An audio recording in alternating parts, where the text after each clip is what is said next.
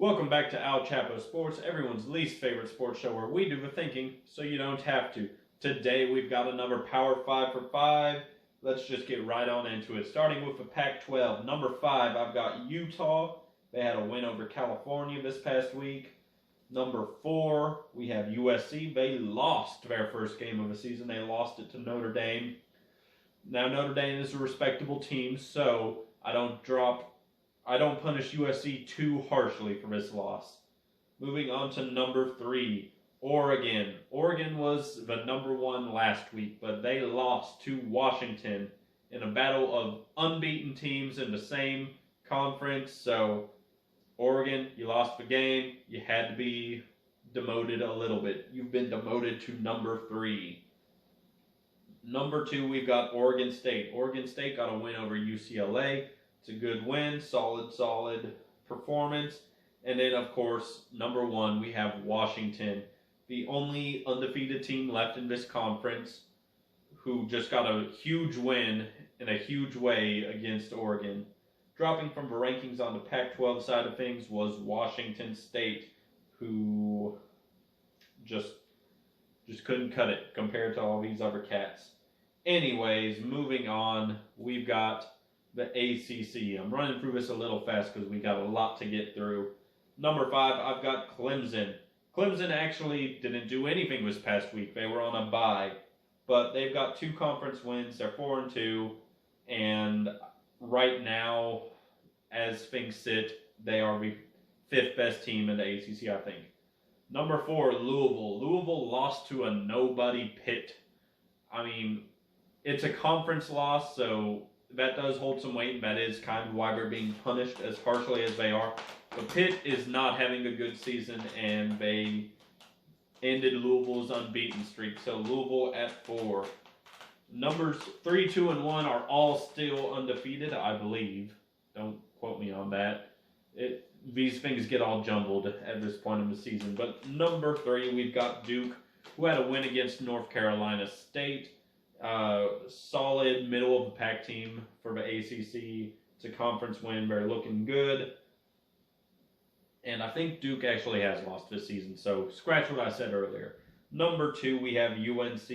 UNC got a big win against Miami, who is a team that I've been high on for a long time in the ACC, and their flaws are starting to show.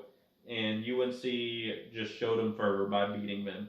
And UNC is undefeated, so very well-earned spot at number 2. Number 1, of course, we've got Florida State, who got a win against Syracuse and is undefeated. Syracuse, as a win, isn't as strong as a win over Miami like UNC had, but Florida State has just consistently shown that they are the strongest team in the ACC. Dropping from the rankings on the ACC side of things is Miami with their 2nd straight loss.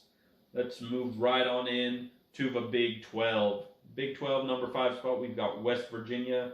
West Virginia lost to Houston. Not a great performance, but they are 4-2. They are still 2-1 in the conference. So while I had to bump them down a little bit, I didn't bump them out of the rankings entirely. Number 4, we have Kansas State. Kansas State has started off strong, and then they took a dip, and they've been quietly rising back through the rankings. So now they are 4-2. They are 2-1 in the conference, and Texas Tech is a pretty middle to lower tier Big 12 team, but that doesn't take away from Kansas State's performance, which is why they are at number 4. Number 3, we've got TCU. TCU found themselves in a battle of the gatekeepers this past week by facing BYU. Both BYU and TCU have been like the gatekeeper teams of the Big 12. If you beat them, you're elite. If you lose to them, you're not. And they're just stuck right there, right on the cusp of being great. But in the battle of these 2 very similar teams, TCU won it. Therefore, they got the number 3 spot. They are 4-3, 2-2 in the conference. And moving on to numbers 2 and 1, we have Texas at 2 and Oklahoma at 1. Both Texas and OU were on bye weeks, so there's not much to discuss there. Dropping from the rankings this week, we have BYU and Kansas dropping after more losing by these 2 respectable teams, but not top 5 anymore. So, moving on to the Big Ten. The Big Ten, number 5, we've got Rutgers, who got a win over Michigan State. A very bad team in the Big Ten, but a conference win nonetheless. They are 5-2, so it's a pretty solid performance all in all.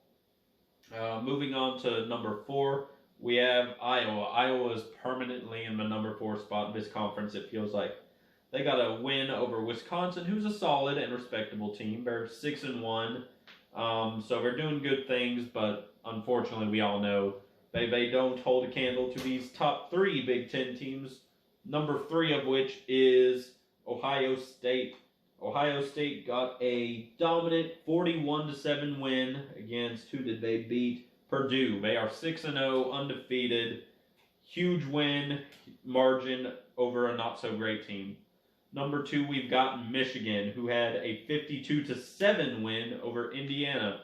An even huger margin win by Indiana, and they're 7-0. So 7-0 versus 6-0. Bigger win margin. That's why I put Michigan over Ohio State. And as you can guess, that leaves number 1 to be Penn State, who got the biggest win margin of all of these with a 63-0 shutout over Massachusetts, and they are also undefeated at 6-0. Massachusetts isn't the most quality opponent, but when you beat someone 63-0, come on.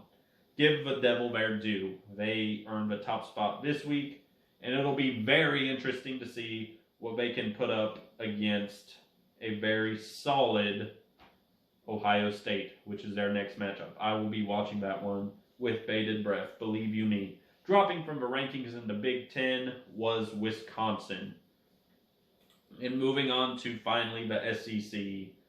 No one changed in the rankings this week in the SEC as far as dropping out of, but there was a little bit of reshuffling the order of these. So, number 5, we have Ole Miss.